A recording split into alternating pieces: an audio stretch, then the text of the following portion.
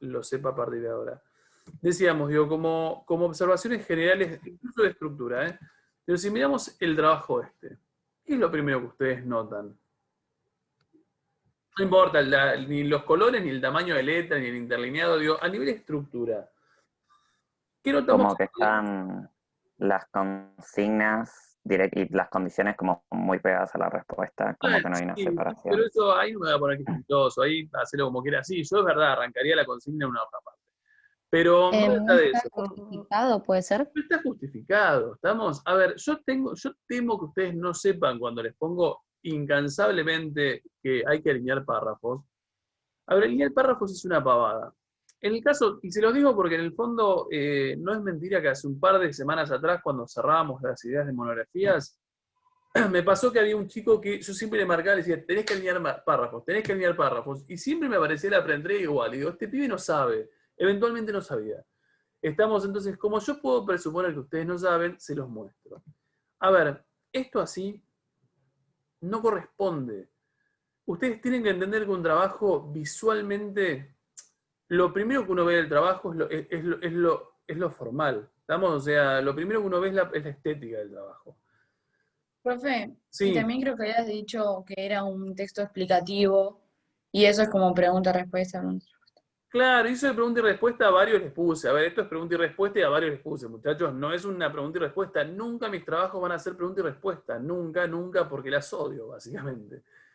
A ver, si nosotros, a ver, previo a empezar a escribir, si uno, obviamente lo ideal que tendría que hacer es como programar o configurar todo para escribir de manera, a ver, para olvidarse de lo que es la configuración y la estructura del trabajo. En el caso de no lo hayan hecho, si ustedes tocan acá, se van, en este caso es Drive, acá, y ponen alinear, no sé si se está viendo lo que estoy haciendo. Entiendo que sí. Ponen acá, esto se les alinea. ¿Ven que es un clic de diferencia? ¿Ven la diferencia entre esto y esto? Porque es abismal la diferencia. Lo quieren hacer en los dos, obviamente los dos, y hacen exactamente lo mismo. Estamos, a ver, entre esto y esto hay un abismo. Visualmente. A ver, no quiere decir que si el trabajo esté así, yo lo voy a desaprobar. Lo que digo es tienen que acostumbrarse a las cuestiones de forma.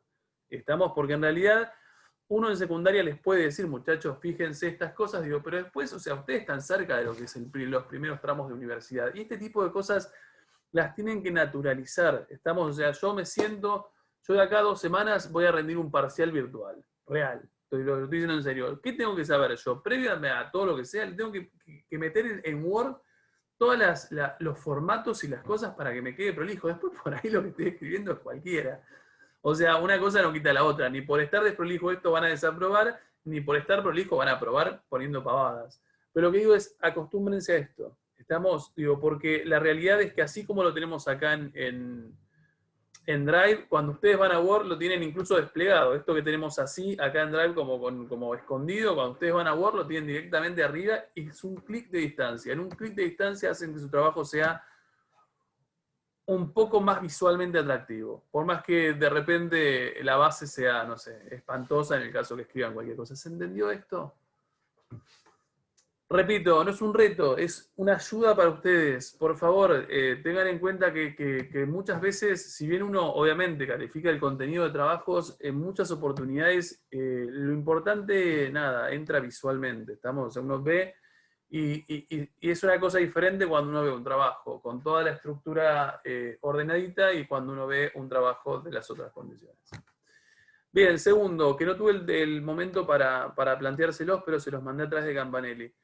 Fíjense que, no sé si miraron, no sé si fueron chusmas, acá en el espacio de ustedes de monografía, perdón, ya estoy quemado. En el espacio de ustedes de quinto B, tienen abajo de todo listado de monografía sexto B y tienen listado de monografía sexto A.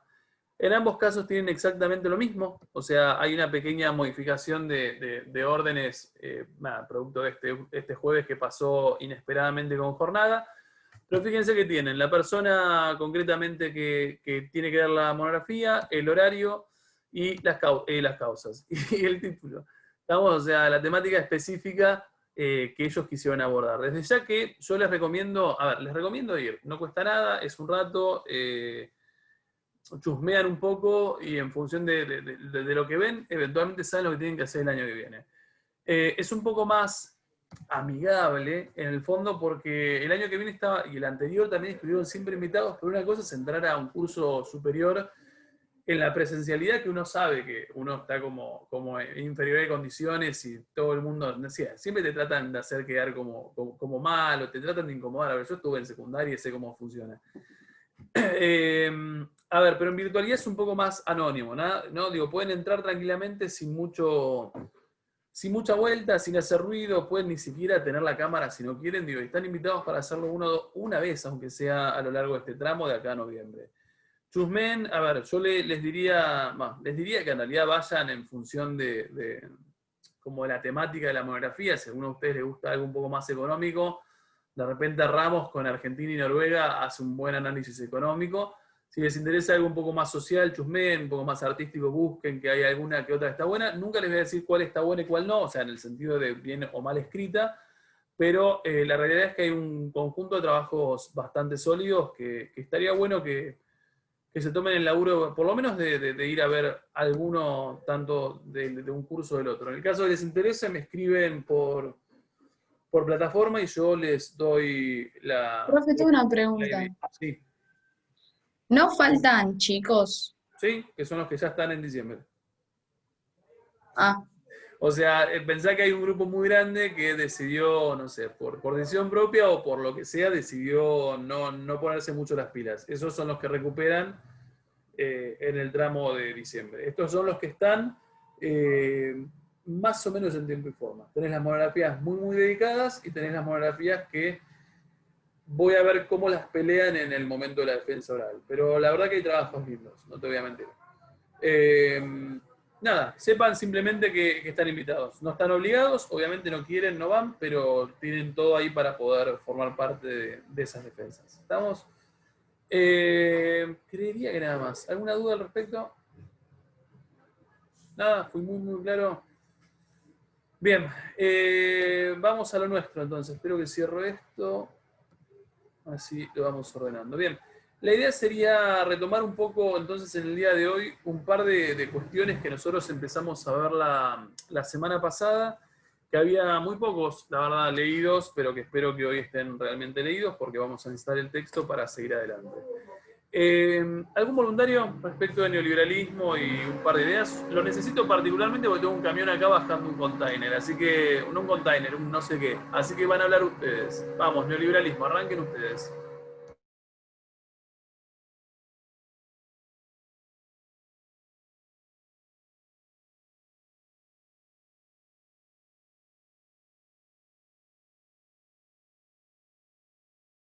¿En serio se van a quedar callados? ¿Leyeron? ¿Leyeron o no leyeron, muchachos? Vamos, digo, hazla un poco más dinámica, digo. Yo leí para esta clase. El tema yo no, o sea, entendí, pero hay en algunas partes como que me perdía. Bien, vamos a una cosa. Arrancá por lo que entendiste. Lo que te perdía igualmente es un texto que tiene mucho detalle por momentos, que no son del todo Sí, necesarios. O sea, sobre todo cuando analiza casos específicos. Lo que yo busco es como cuestiones un poco más amplias y más generales del texto. Incluso que nos sirvan como repaso, ¿estamos? O sea, no me parece mal. Yo estoy seguro que si a un par de ustedes los agarro de manera imprevista, les pregunto por neoliberalismo, por más que lo hayamos visto la semana pasada, no tienen ni idea de qué estoy hablando. Dale, ¿cuál de la campanilla? Lo que puedas, no estoy evaluándote formalmente. sí, sí.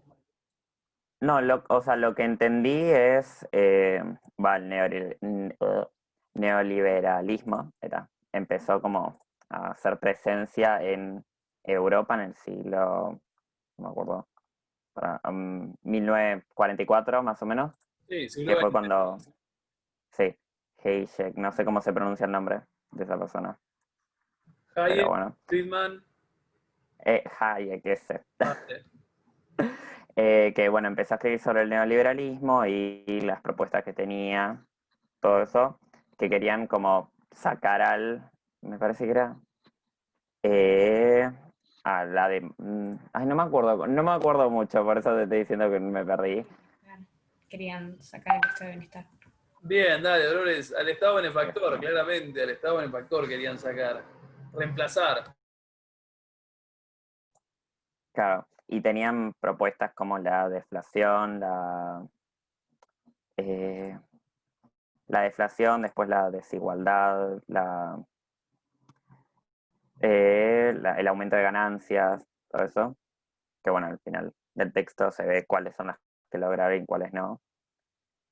Después era como que el neoliberalismo se acercaba parece que era el capitalismo moderno, puede ser, Sí, sí, es verdad, uno puede venir el... No te rías, no te No, rías no, porque yo me perdí. vos me estoy riendo como con complicidad, ¿no? No me estoy riendo de vos. Sí, coincido, uno puede llamar el neoliberalismo como capitalismo moderno siempre pensándolo de la perspectiva de ellos, ¿no? Sí. ¿Algo más? No te, en realidad te estoy queriendo salvar, Campana. Te estoy queriendo salvar. Después, Dale. no, después lo de que después llegó a América Latina, pero decían que las primeras como bases del liberalismo surgieron acá y no en Europa, que fue la situación de Chile con Pinochet. Pinochet, ese. Eh, dijeron que, o sea, que empezó a surgir en América Latina por su gobierno, que era más también, era como una dictadura, Era una dictadura. pero claro, pero que tenía muchas de las bases del neoliberalismo, y ahí se empezó como a extender, y decían que, por ejemplo, en América Latina como los, como los que tomaron esas medidas habían sido México, Venezuela, Brasil y Argentina, pero que México, Brasil y Argentina habían sido los que habían logrado más que nada algunas de las cuestiones del neoliberalismo, pero Venezuela no. Sí, Eh, se nota que y leíste, Campanelli. Estoy de acuerdo que leíste, digo, porque no estás diciendo pavadas, estás diciendo como cosas como concretas. Pregunta, antes de ampliar lo de Campanelli, ¿alguno vez se copia de decirme, a ver, neoliberalismo es esto? Críticas del neoliberalismo al Estado benefactor. Vamos, cosas que ya vimos en realidad. El neoliberalismo era el tipo de economía que creía que la desigualdad era en sí la forma de salvar al Estado, porque creían que esa desigualdad era natural y tenía que estar esa desigualdad social, era básicamente todo lo contrario a lo que creía el Estado benefactor. Eh, no había seguros, no había tanto seguro de desempleo como seguro de médico. Querían que además en sí el seguro de desempleo era malo para la productividad de los empleados, porque eran como querían que eso no hacía que los trabajadores trabajaran a su 100%, ya que tenían un respaldo en el caso de que no trabajaran bien. Entonces, si sacaban ese respaldo que tenían en el caso de que lo despidieran, iban a ser 100% productivos debido al riesgo de ser despedidos y no poder conseguir otro trabajo. Impecable. Muy Sí, bien. ¿puedo agregar algo? Que Por favor. decía que el Estado benefactor disminuía perdón, o frenaba la productividad del trabajo y que valoraba el esfuerzo y la meritocracia, y yo creo que por eso rompía los lazos con sindicatos o Bien, algo así. rompía lazos con sindicatos, o por lo menos buscaba como quebrar el poder de acción de los sindicatos. A ver, vamos a unir una cosa que vamos a perfeccionar un poco lo que dijo Campanelli y unir lo que ustedes están diciendo. Cuando uno habla de neoliberalismo, creo que Campanelli así arrancó y está muy bien. Digo, uno lo que tiene que pensar es que tenemos, creo que habíamos dicho la vez pasada, dos momentos. Uno que era teórico y uno que era práctico o de aplicación práctica. ¿Cuándo surgía el neoliberalismo? Como por lo En la menos siglo como... XX. ¿Cómo?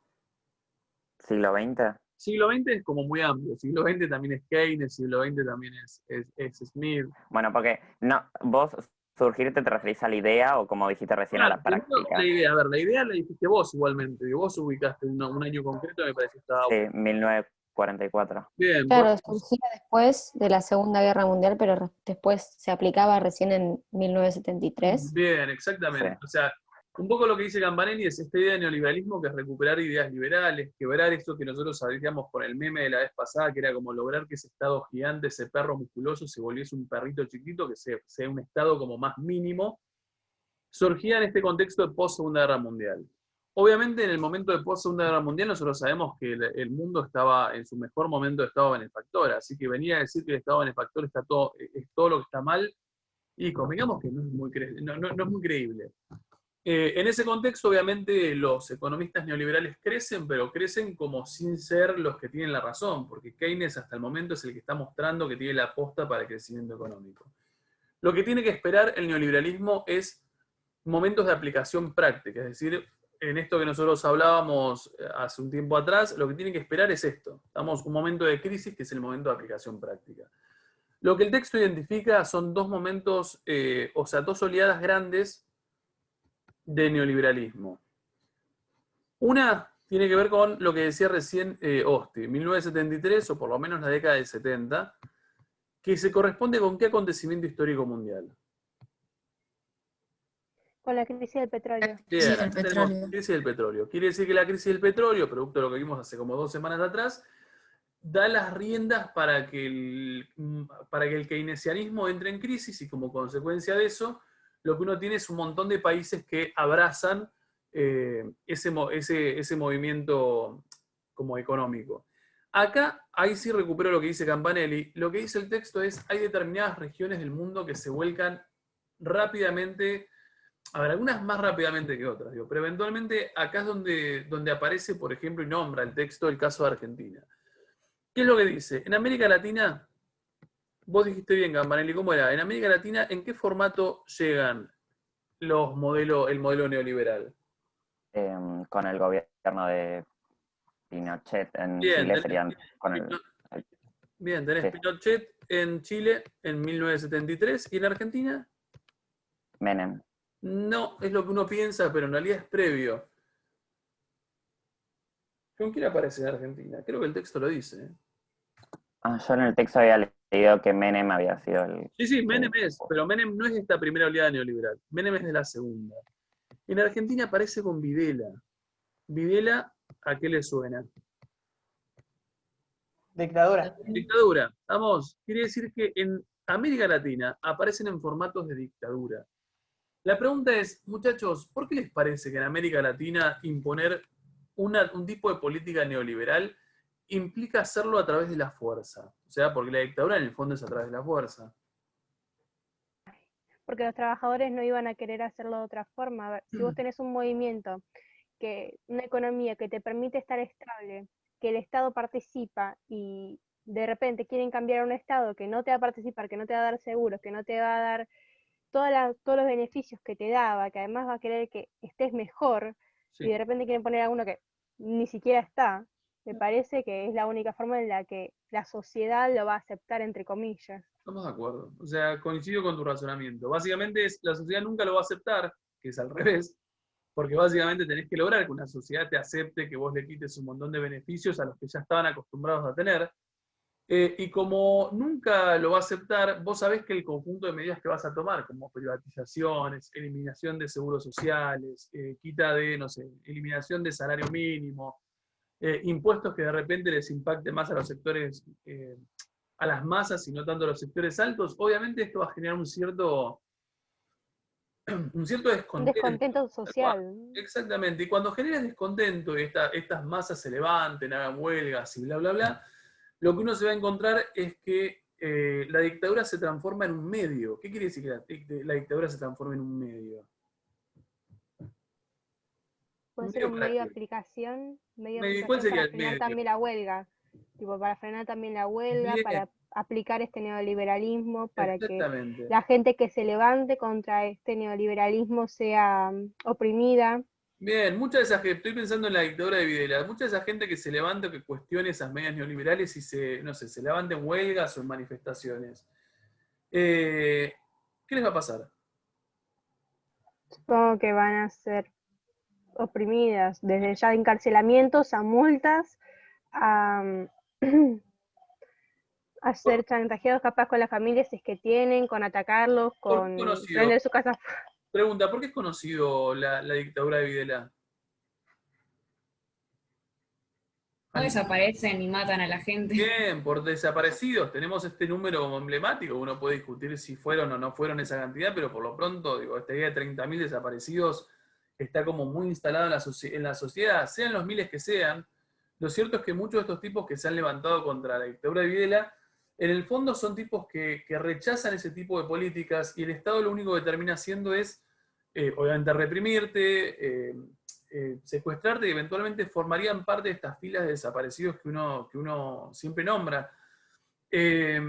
A ver, vos gradualmente cuando estés desaparecido, o sea, cuando empieces a ver que hay grupos que van desapareciendo, ¿qué vas haciendo vos como grupo social? Te vas callando. Te vas callando. Entonces te vas volviendo un poco más como moldeable, un poco más... sí, es moldeable la palabra, básicamente. O sea, vos te vas callando, vas teniendo miedo y eventualmente no te vas manifestando, y vos le vas dando lugar a quien está implementando estas medidas neoliberales de reproducir esas medidas sin ningún tipo de obstáculo serio. ¿Se entiende lo que estoy diciendo? ¿Entienden el razonamiento? A ver, así como uno piensa, la dictadura de Videla en el 76 en Argentina, uno sabe que Pinochet también es de 1973 y tiene más o menos la misma lógica. En 1973 también tenés, ahora se me fue el nombre, pero tenés un golpe de Estado en Uruguay con el mismo razonamiento. Ahora, más allá de que esta primera oleada, por ahí me equivoqué, esto lo tachamos, más allá de que esta primera oleada tenga como epicentro algunos países de América Latina, lo cierto es que esa primera oleada también se reproduce en otras regiones del mundo. ¿Cuáles son los dos países más importantes que abrazan el neoliberalismo en este momento? Puede ser Estados Estados Unidos. Unidos y Estados Reino Unidos. Unido. Bien, Estados Unidos y Reino Unido, estamos de acuerdo. O sea, las dos grandes potencias de la época, y todavía siguen siéndolo, del capitalismo, lo abrazan. Tenemos casos como Reagan en Estados Unidos y casos como Thatcher. ¿Algunos de los dos los ubican? ¿Y a cuál sí ubican, por favor, antes que me infarte? ¿Cuál es más conocida de las dos? Reagan o Thatcher. Reagan. Para nosotros, Argentina. ¿Cuál de los Puede dos? ser Thatcher, ¿Por qué Thatcher? porque fue la primera ministra mujer en Reino Unido, perdón. Sí, pero ¿por qué nos toca a nosotros de lleno pensar que Thatcher tiene que ser más conocido para nosotros? Le declaró la guerra a Argentina, ¿no? Bien, ¿en qué guerra estamos hablando? Las Malvinas. Bien, estamos de acuerdo. O sea, tenemos la derrota de Malvinas en Argentina, tiene que ver con, bueno, muchas causas, digo, pero en el fondo quien dirigía a Reino Unido en el momento en que uno les declara la guerra por Malvinas es Thatcher, que se volvió obviamente bastante famosa por un montón de cosas, pero por eso también. Vamos a hacer una cosa, veamos unas cositas de Margaret Thatcher para que ustedes identifiquen un par de medidas. Fíjense, e incluso, la verdad, anoten un par de cosas que, bueno, perdón, me equivoqué. Anoten un par de cosas que tienen que ver con ella y cuáles son las medidas que nombran que serían medidas de corte neoliberal. Se me fue, acá estamos. Bien, ¿me dicen si se escucha, por favor? Entiendo que sí, igual. Para unos fue simplemente Sí. Margaret Thatcher, Mismo. la única mujer que ha gobernado en el Reino Unido, la que sacó al país de la crisis y lo puso de nuevo entre los primeros del mundo.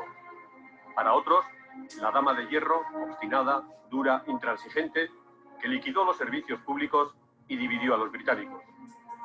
A su muerte, y convertida ya en una de las figuras públicas más admiradas y criticadas a la vez de la segunda mitad del siglo XX, lo que nadie duda es que pocos como ella han ejercido un liderazgo semejante en Gran Bretaña.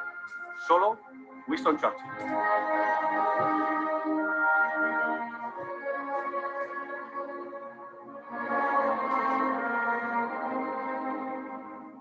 Nadie podía imaginar que la hija de un humilde tendero del norte de Inglaterra podría llegar tan lejos. Ni ella misma cuando a los 44 años, y ya ministra de Educación con el gobierno de Edward Heath, le preguntaron sobre el papel de la mujer en la política británica. No creo que vaya a haber una mujer en el puesto de primer ministro en mi vida. Su carácter firme y decidido y la crisis de los Tories tras 2 derrotas electorales le llevaron a la dirección del partido en 1975 y en el 79, tras una aplastante victoria en las urnas, a la jefatura del gobierno en un momento de dura crisis económica en el Reino Unido. Su primer mandato se caracterizó por la puesta en marcha de una política monetaria rigurosa y el control de la inflación. Bajó los impuestos, como había prometido, flexibilizó el mercado laboral y comenzó un largo rosario de privatizaciones. Una política neoliberal o ultraliberal, en algunos casos, que tiene en la aceptación del mercado el referente de un sistema que garantiza la prosperidad. En definitiva, puso en marcha lo que con el tiempo ha terminado en denominarse el thatcherismo. Thatcher coge las ideas del liberalismo económico, aunque ella era la líder del Partido Conservador, y las refunde con las ideas del conservatismo clásico.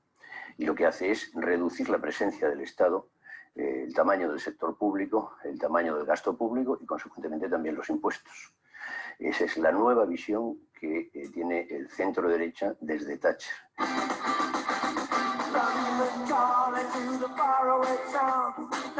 Estaba claro que los recortes a las ayudas sociales, la dureza de sus medidas económicas y la privatización de muchos servicios, hasta entonces públicos, iban a generar un amplio malestar social. De hecho, así fue, y su popularidad en 1982 cayó notablemente. En la sesión de homenaje en el Parlamento, a su muerte, algunos diputados laboristas han recordado aquellos duros años. Desde mi punto de vista, y recordando aquellos tiempos, generó mucho daño y sufrimiento al pueblo.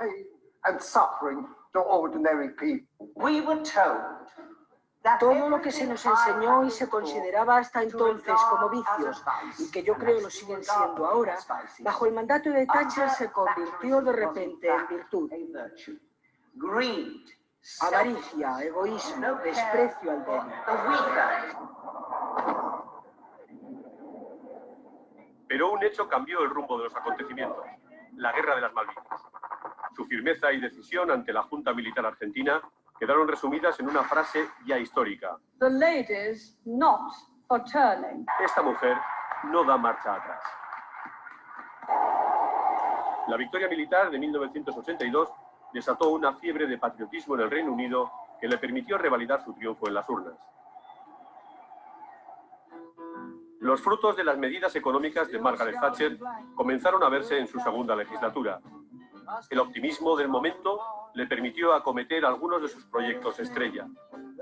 Vendió las casas sociales a sus inquilinos, lo que les dio más seguridad, y puso también en venta grandes empresas estatales como la compañía telefónica o British Airways. Lo mismo hizo con otras empresas del transporte y la energía, lo que le llevó a enfrentarse a los sindicatos en una larga, dura y costosa huelga minera en 1984. Sin embargo, ganó el pulso y acabó con las poderosas trade unions, con el aplauso, por cierto, de la mayoría de los británicos. No estaba dispuesta a que los sindicatos dictaran la política del gobierno. Punto. ¿Quién es Thatcher?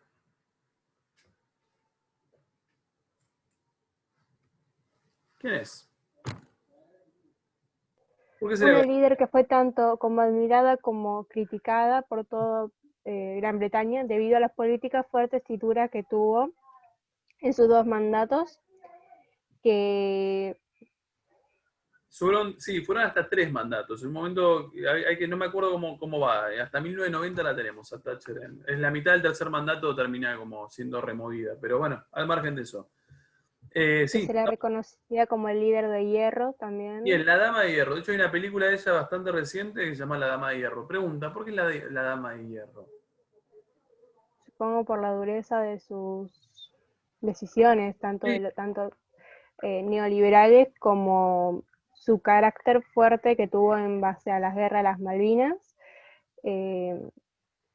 como a las decisiones, como la guerra que tuvo con los sindicatos, a las huelgas.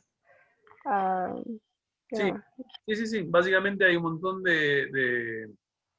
Hay una caricatura que la talla buscaba para pasarla. A ver si está. Lady.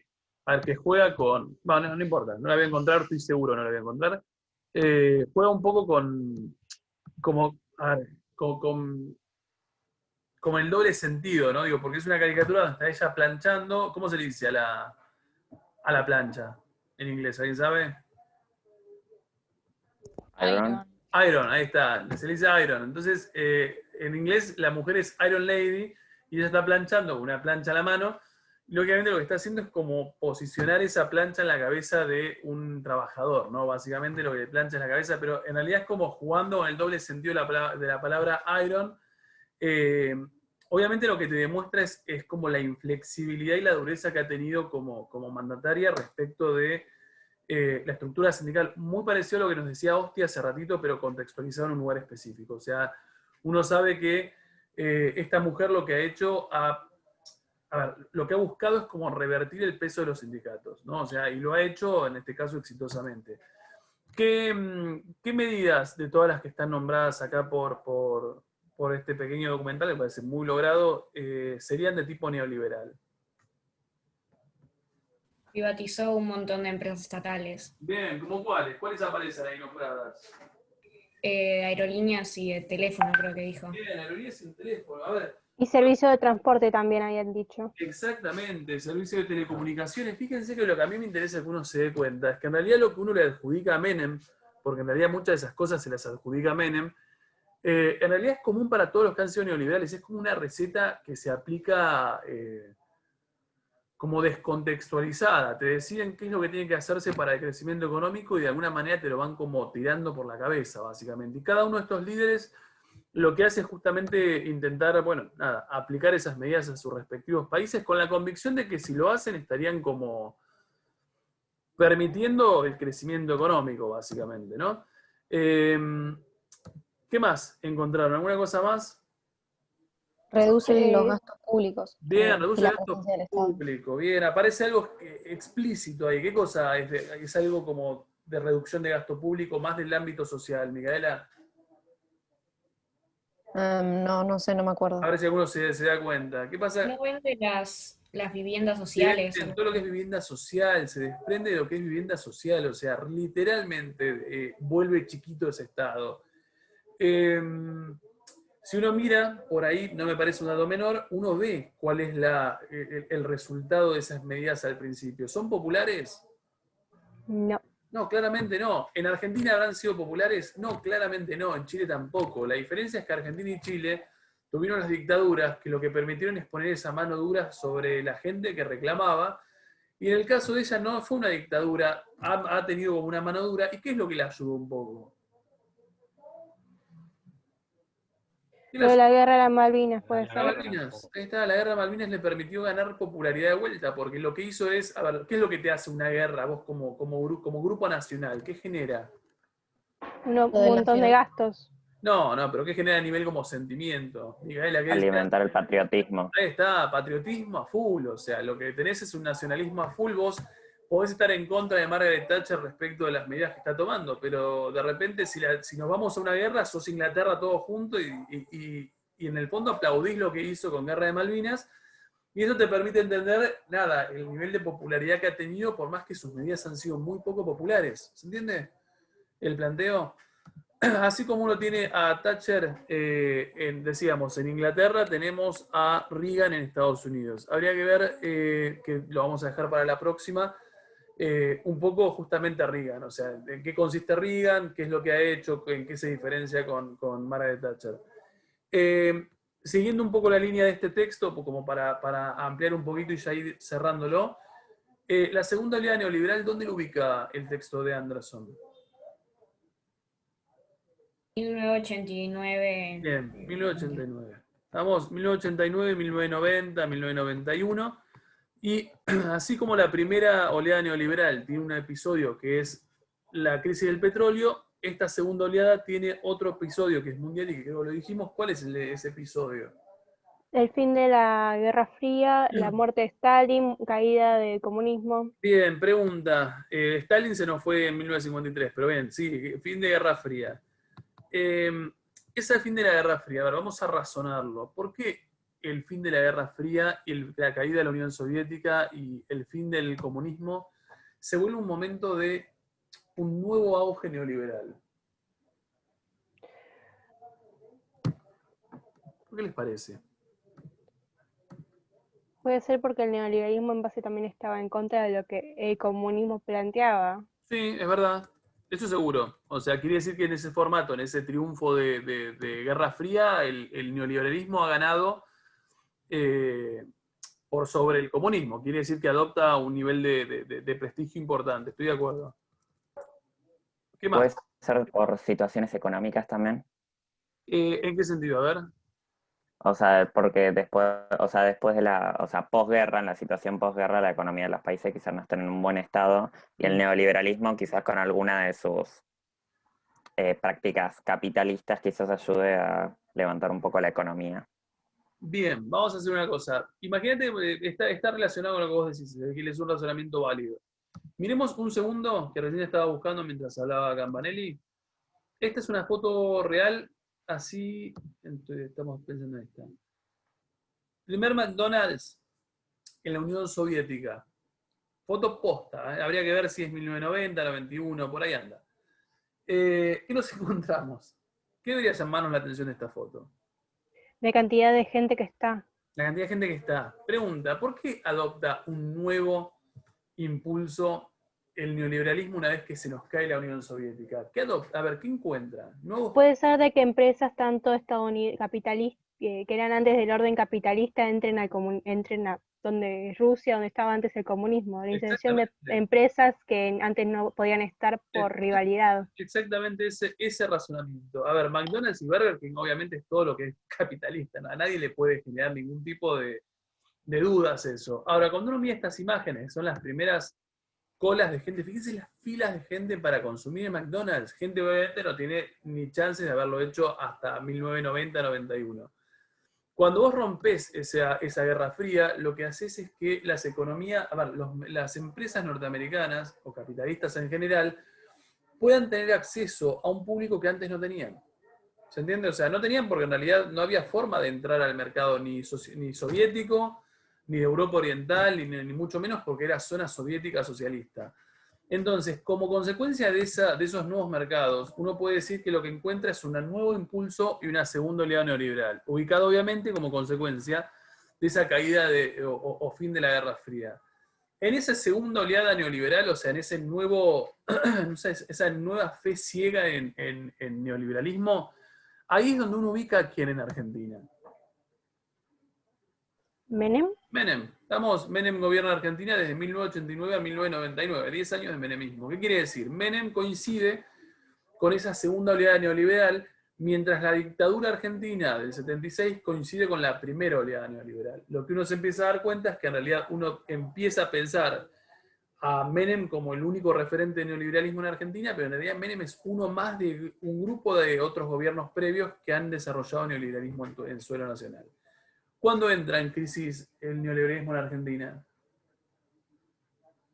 2001. 2001. ¿Estamos? O sea, quiere decir que en realidad todo esto nos va a terminar entroncando en un 2001 que se rompe toda esta estructura neoliberal y se empieza como a pensar en cosas diferentes. Bien, ¿entendieron hasta acá? ¿Queda un poco mejor el texto en la cabeza? ¿Campanelli mejoró un poco?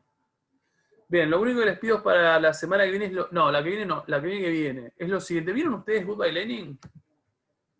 ¿Alguna vez vieron esa película? No para ahora, no para ayer, pero quiero saber si la vieron. Goodbye Lenin. No, es medio complicada la hayan visto, pero vemos si puede ser vista, pero no todavía. Lo que les pido para la próxima es lo siguiente. Yo igualmente después se los recordaré. Fíjense, acá se los escribo para que no haya duda. Primero, busquen políticas neoliberales implementadas por Reagan. O sea, comparen con Thatcher cuáles son los puntos en común de Ronald Reagan en Estados Unidos y cuáles son las diferencias que tiene con Thatcher, porque hay una diferencia que es claramente visible.